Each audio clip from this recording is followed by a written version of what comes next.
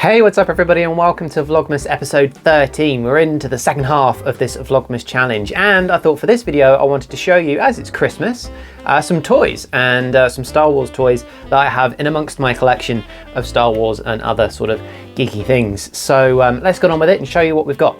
And we're going to start off with some Elite series figures that we have. So this is the first one. This is actually one of the first sort of Star Wars collectible toys that I ever got. So yeah, this is one of the Elite range that they do. And zoom in there, you basically got your R2-D2, and he's a little bit sort of rusty and beaten up, sort of covered in sand. So you can kind of see that this is probably from episode 4 when they find him in the desert. It's a Disney Store exclusive apparently, and yeah, I really liked this. As soon as I saw it, I knew that I desperately wanted it, oh so very badly. And this basically came out, just reading the blurb on the back, this was released when the sequel trilogy came out.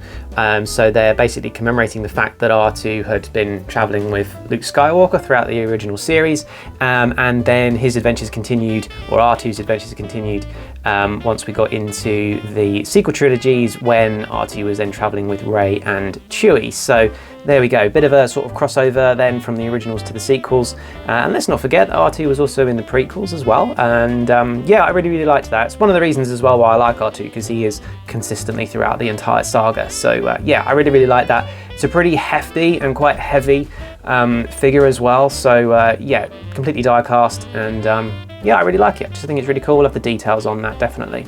And then much in the same vein, we also have this one, again part of the Elite series, but this is the alternative version to R2-D2. This is C2B5. And similarly, again, this is part of the Elite series that was brought out when the sequels were released originally. It's another Disney Store exclusive, and this particular one I ended up getting actually in Disneyland Paris because they were trying to shift these essentially when I was buying some of the things, and managed to get it discounted. But I thought it went really well with R2 just to have two astromech droids together, part of the same range. So I just really liked it. I love the fact that it was basically a cool looking Empire style version of R2. And like R2, there is some blurb on the back, but this one is just a little bit more generic because obviously it's not really a specific character from the series. It's just a basic astromech droid, and basically there's a description on the back which talks about what astromechs are and the fact that they're used on starships for assisting with maintenance. So there you go. I just really like him. I think he's really cool.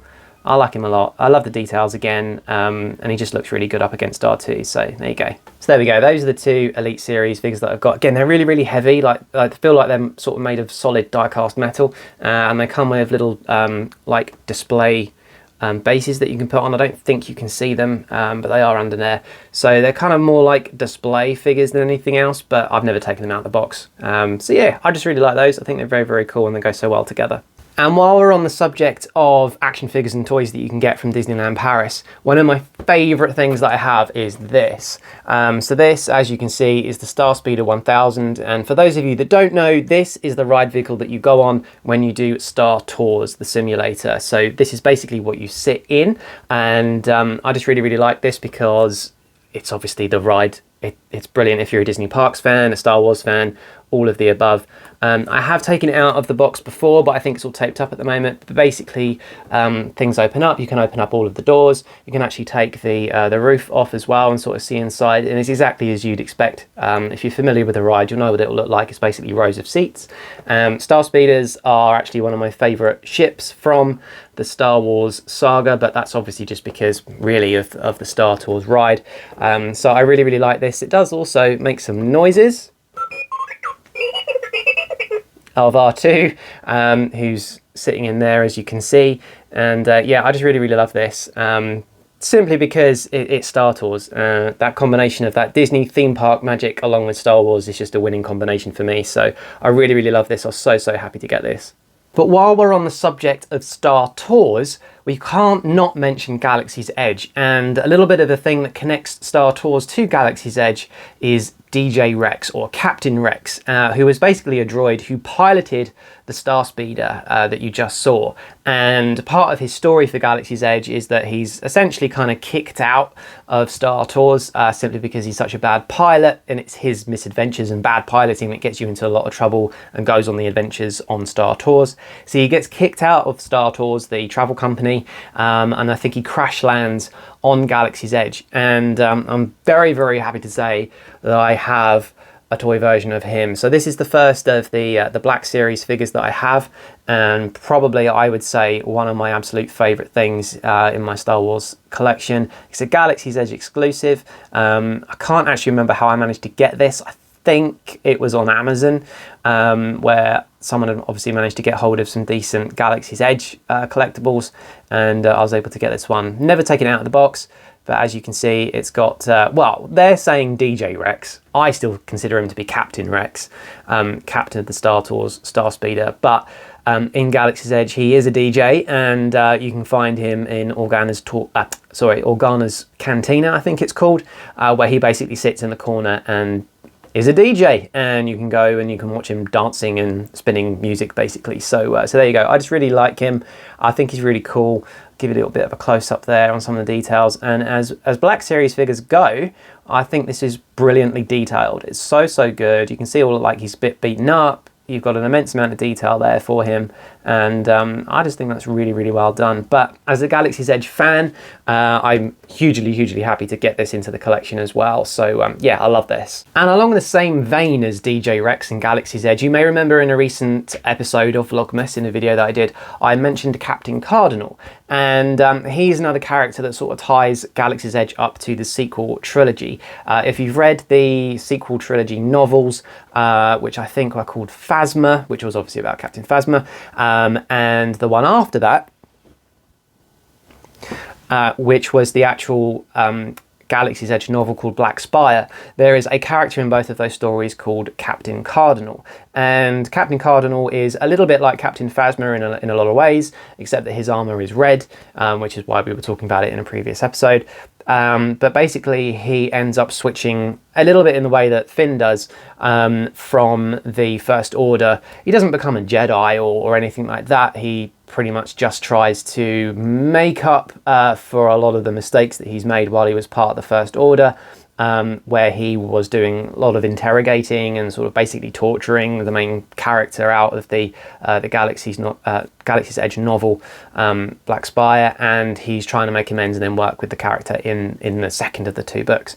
So he's a Galaxy's Edge sort of character for the sequel trilogy. Although we've never seen him on screen, he does have an action figure. So this is Captain Cardinal. Now, the reason why I mentioned him in a previous episode was simply the fact that I couldn't understand why they made such a big deal over the stormtroopers that came out at the end of episode 9 and the fact that they were red, when they already had a red stormtrooper, and this is him. This is Captain Cardinal, and again, he's very similar to Captain Phasma. He's got like that cape that goes over his shoulder, but unlike Captain Phasma, who was silver, you had Captain Cardinal, who was red, which is fair enough. There was also a gold one, whose name I can't remember. I keep seeing someone cosplaying him, and for the life of me I can never remember what he's called. But I really liked Captain Cardinal's character, the way that he developed over the series of 2 books, the fact that he's connected, as you can see, to Galaxy's Edge, because he's caught up in the Galaxy's Edge novels, and also with the sequel trilogy because he's also caught up in the novels for that. So he's this wonderful kind of crossover character. I genuinely wish that they would bring him out in Galaxy's Edge and actually have him as a kind of walking around character that you could meet. And I just think he looks really cool. I mean, what's better than a stormtrooper who's bright red? I just think that's absolutely brilliant. But yeah, a great character. I'd love to actually see that in live action or even animated. I wouldn't really mind either way. I'd love to see more presence for this character. I think he had a great story arc, and certainly there's more stories that could have been told for him, much as you could say the same thing about Captain Phasma as well. So there we go. I love that one. And another Black Series figure, but not connected to Galaxy's Edge, but certainly connected to the sequel trilogies, is your generic First Order Stormtrooper. There's nothing particularly exciting about him. He's just a generic trooper. Basically, he's got a lot of accessories for some reason. So there you go. This is yeah, just your average run-of-the-mill first order stormtrooper. I think this is possibly the first Black Series figure that I ever got, but I kind of figured you can't really go wrong with a stormtrooper, and they were bringing out lots of different types. So it had been my plan originally to kind of collect a few different versions of the stormtroopers, the first order troopers. It just never happened. I basically ended up with this one and the red one. But yeah, I'd like to be able to get some more of these just to kind of build up more than just one lonely little stormtrooper. It's not Finn, it is just a generic trooper, but it's really cool. I loved all of the accessories that he came with as well, which has made him a little bit more interesting. But there you go. So yeah, a lot of the Black Series figures that we've got here are all basically related to either Galaxy's Edge or the sequel trilogy or some combination of the both. And that is definitely the case with this one. Here we go. So this for me is, I think, my favourite of all of them, really, because it is, obviously, it's Rey, but it's Rey as she appears in Galaxy's Edge at the end of the second of the sequel trilogy films. And yeah, so although this isn't a Galaxy's Edge related figure, it is how she appears in the Galaxy's Edge as a character. So it ties in with the films really, really well. And as you can see, it's a bit more interesting than your average action figures, simply because it's got a lot going on in here. So we open it up, and there we go. So you've got, I can't actually see the camera, so I can't see what you see. So there you go, you've got Rey on there, and she's got a ton of accessories that come with her. So obviously you've got the lightsaber, you've got her staff. I think there's obviously a base that she goes on in there as well. You've also got her her pistols that she uses as well in there too. And one thing I quite liked about this was that you had sort of two different versions of her lightsaber. So you've got the one that's ignited and the one that's not, so you can choose which one you want to have. And you can see it there, you've got the pistol, and also you've got the staff there too. The only thing I thought was missing with this, it would have been really funny to have just had a porg in there, just to sort of like sit at her feet or something. But there you go. So I really liked it. I thought the details were really good. I thought the face on the figure wasn't too bad. You can kind of see that it looks like Daisy Ridley a little bit. But yeah, really, really cool. I just really liked this, and it's definitely like the biggest figure that I have collection-wise, and certainly the most detailed and comes with the most stuff. Just to show you the image on the back as well, you can see that once she's got all of the equipment on there and that base that she sits on. So yeah, it's a very collectible piece, and yeah, as you can see, it's Rey in Jedi training mode. If memory serves, this is how she appears at the end of the Battle of Crate, and it's not long after that she then goes off to Galaxy's Edge in the storyline, and that's where she ends up, which is why she wears that when she's at Galaxy's Edge as a character. So so there you go. I just really liked this. Saw it in a toy store along with the First Order Trooper, and I had to get it. I think Rey is a really cool character. I don't like when people say that she's a bit of a Mary Sue, because in my opinion she's no more of a Mary Sue than Luke Skywalker was. I know, hate me.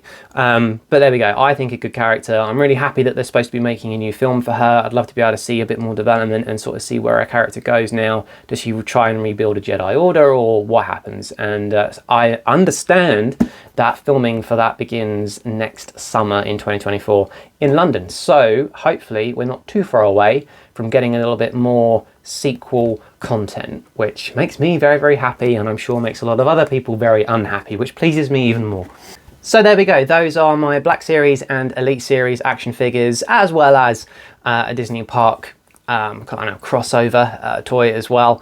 As you can see behind me, we do also have pop figures in the collection as well, but I'm not going to count those as part of the toy range. I'm just going to leave it for those at the moment. I do have one other thing, which is this little guy who some of you may recognize. He does appear from time to time in videos that I've done. I did go through a series of like doing vlogs where he would randomly appear in different places behind me, and you had to try to spot him.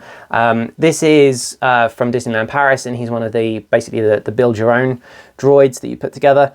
So you customize all of the bits, the body, the head, if you were, the legs can all be different colors and different themes and different designs. And yeah, I stuck a Mickey hat on him as well. So there you go. This is one that I put together. So that does technically count as part of the Star Wars toys collection. And in addition to that, I do also have a few bits of Lego as well, but I'm definitely going to save those for a different video once I have a few more bits for that collection, hopefully. And not really a toy, but we do also have this, which was something that I had built, one of those kind of packs basically that you put together. I can't remember the name of the brand now off the top of my head, but that was basically just something I built and painted, and it is of course the snow speeders out of Empire Strikes Back. There you go, it's not too bad. My terrible painting, it's not brilliant, I know.